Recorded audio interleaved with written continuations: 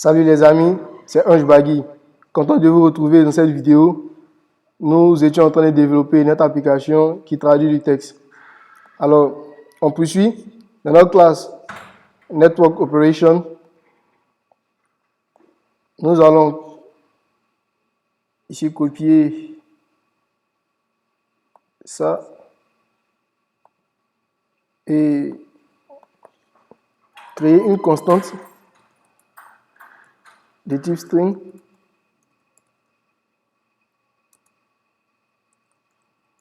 On va appeler cette constante endpoint.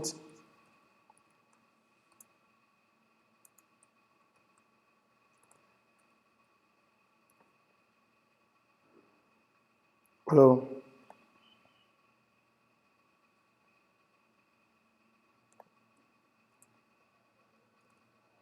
on va retirer cette partie. On va écrire une méthode getTraduction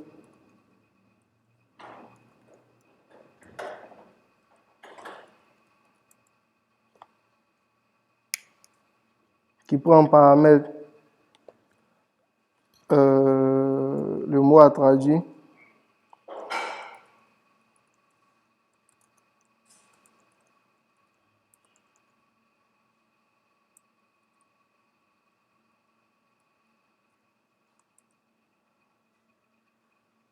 Ici, nous allons constituer l'URL que nous avons besoin.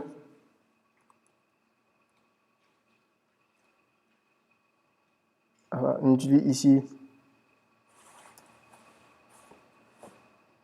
voilà, la classe URI et sa méthode statique pass. Ici, c'est notre endpoint qu'on va parser.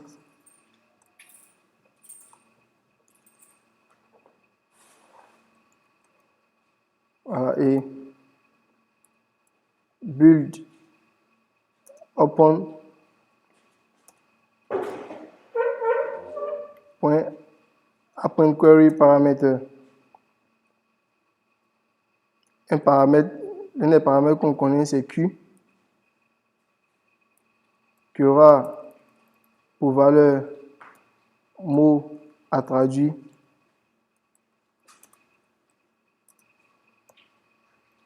On va mettre aussi un autre paramètre, le paramètre langue paire. Voyons voir comment ça s'écrit.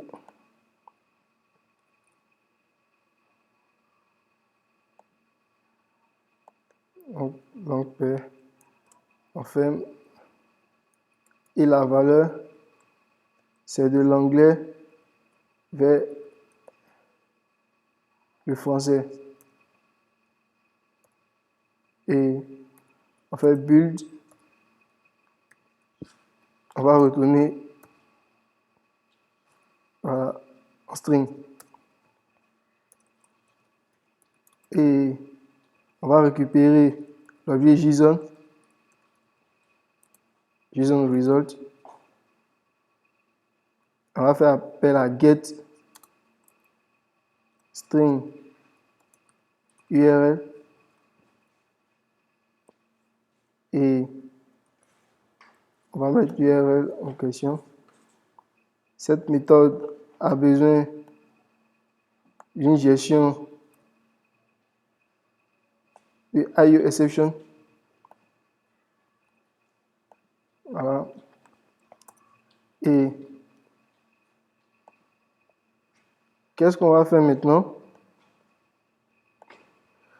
On avait dit lorsqu'on clique sur ce lien, on a ce retour en JSON. D'accord? Et donc, nous allons écrire une classe qui va être pour nous notre modèle.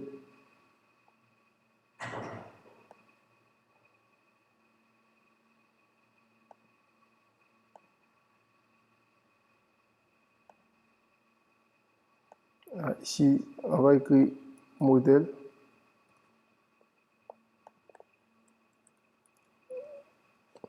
Voilà. result.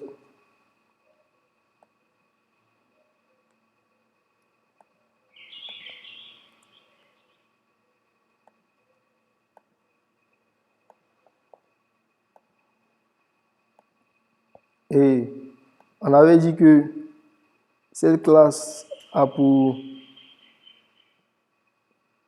pardon, ce format JSON se représente de cette façon. Voilà. Si vous vous souvenez. Et on avait cet objet response data, d'accord, qui était aussi, qui avait pour valeur un objet JSON. OK? Et ici, on a le statut de la réponse qui était 200. On a l'élément match qui a pour valeur un tableau, etc. OK? Alors, qu'est-ce que nous allons faire? Ici, nous allons créer une classe response data.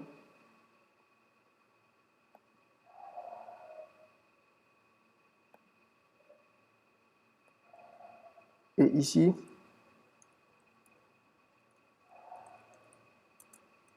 on va écrire response data.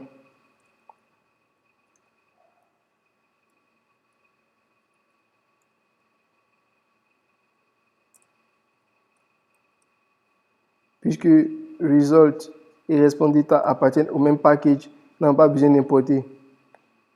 Et ici, on va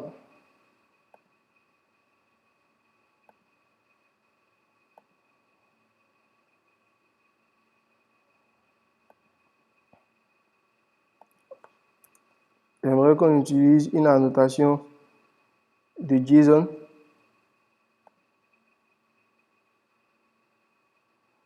On va voir un peu cette annotation, comment elle se présente.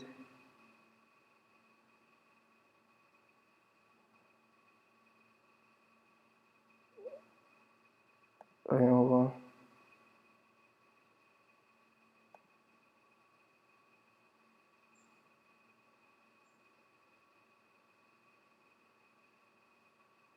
J'ai un peu oublié.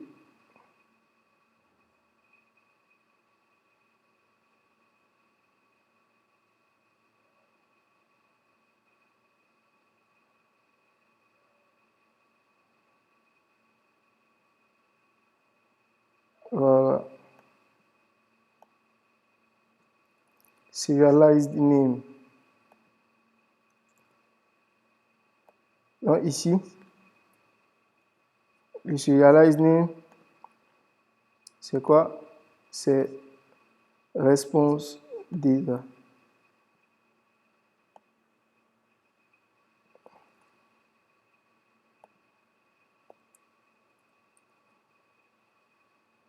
Et on importe cette annotation de notre librairie JSON. OK. Dans notre classe response data,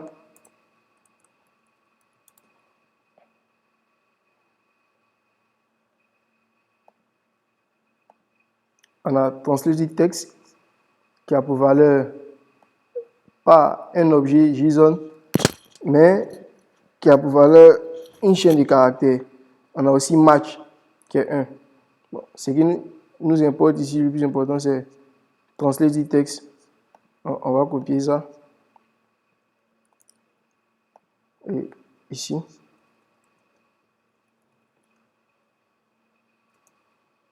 String. Et demain, on va mettre serialize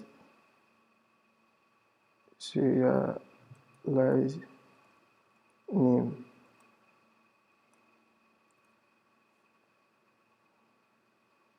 On importe.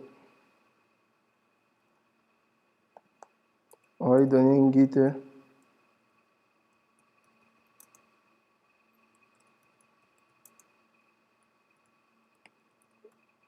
Translated text.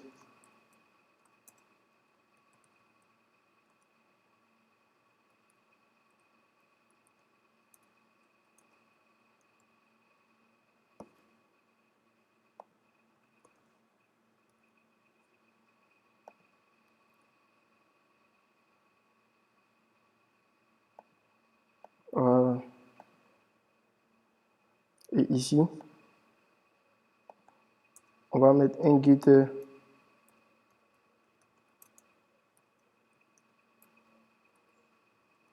response data get response data return. C'est ce qu'on appelle en Java les getters.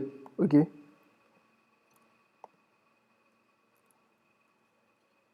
On retourne l'attribut.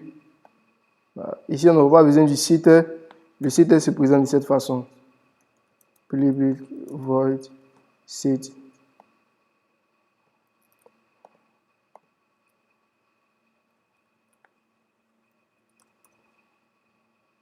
Ouais, non.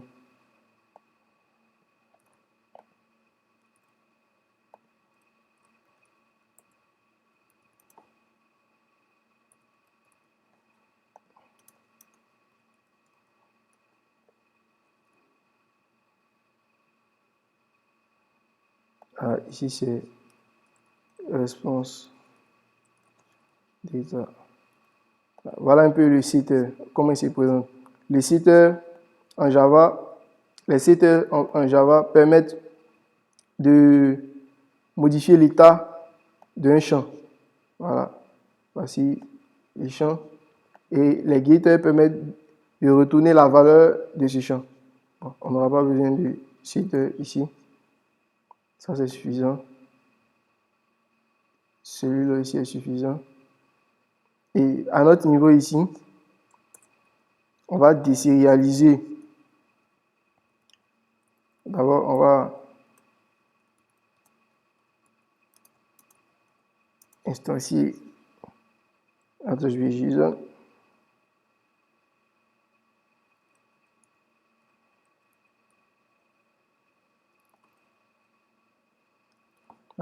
CTRL-SHIFT-O pour importer le package nécessaire. Ça vient de notre librairie JSON. Alors, maintenant, on va désérialiser notre objet result. Voilà. Result. Et JSON.from JSON.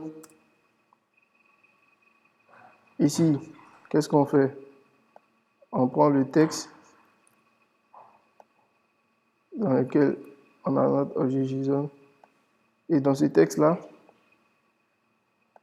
et ici, le second argument, c'est la classe result. Result.class. Non, pas ce result. Mais on importe le result de comme point. Je vais vous montrer. Point modèle. Point result. Voilà, je vous avais dit que le langage Java, le développement Android se faisait dans le design pattern MVC. Alors ici, on a les modèles. Ici, on a la vue. Et ici, on a le contrôleur. Le contrôleur, c'est notre activité. D'accord?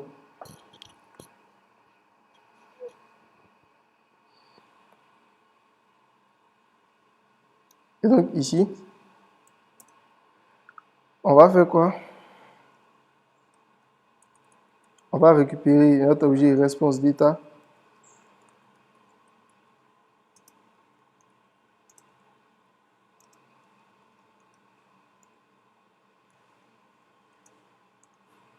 On a besoin d'importer aussi. Voilà.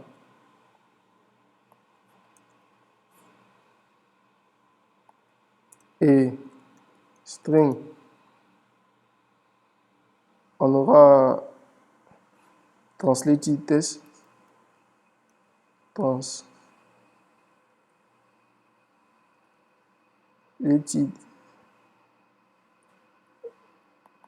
ouais, on voit.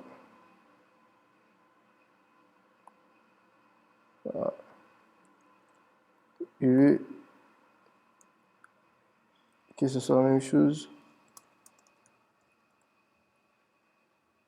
Et ici, on va donner une valeur. On récupère le mot. Voilà. Voilà. Et une fois récupéré, on va retourner bien sûr un string.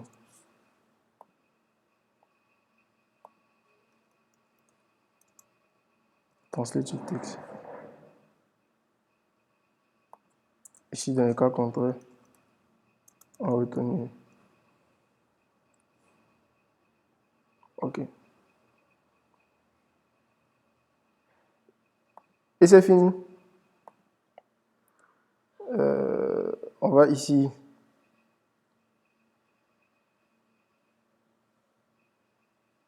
modifier tout ça.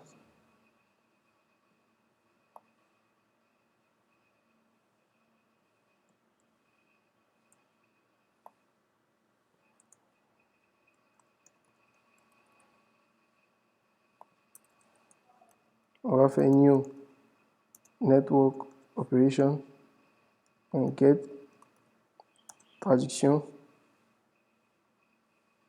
et le mot à traduire c'est en fait ça.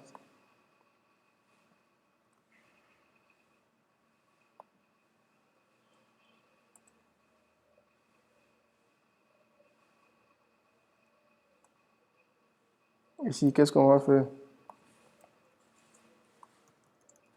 On va passer le mot à traduire ici. Donc, lui, il reste.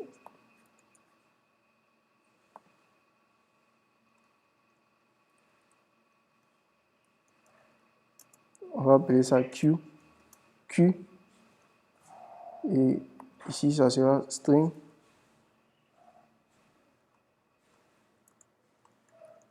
String, pourquoi? Parce que l'objet générique qu'on injecte ici est string. Donc, cette méthode récupère cet objet en paramètre. Ici, pour récupérer cet objet générique, on procède ainsi. Et le premier objet générique et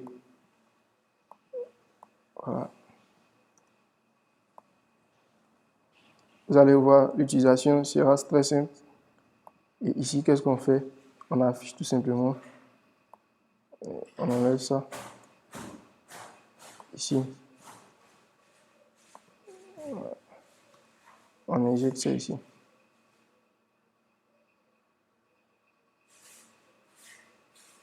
Ici. On va enlever.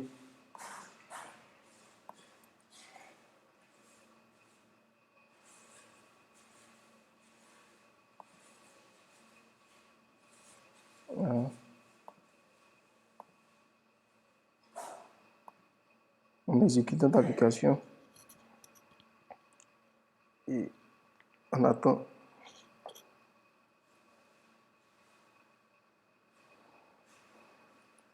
Alors, essayons d'écrire load. On clique sur traduire. Voilà, Seigneur, super. La traduction a bien été faite. Voilà. Je suis tellement content que je suis en train de me perdre dans mes mots. Eh bien, Voilà, la traduction s'est bien passée. Voilà, vous avez vu un peu comment développer une application qui traduit du texte. Et si vous avez aimé cette série de vidéos, partagez-la, aimez cette vidéo, apportez des commentaires. Si vous avez des questions, des préoccupations, laissez-moi des commentaires et je vous répondrai. Merci, à très bientôt et restez toujours abonnés à cette chaîne qui est là pour vous, qui est là pour vous aider à démystifier les choses en développement informatique. Merci et ciao.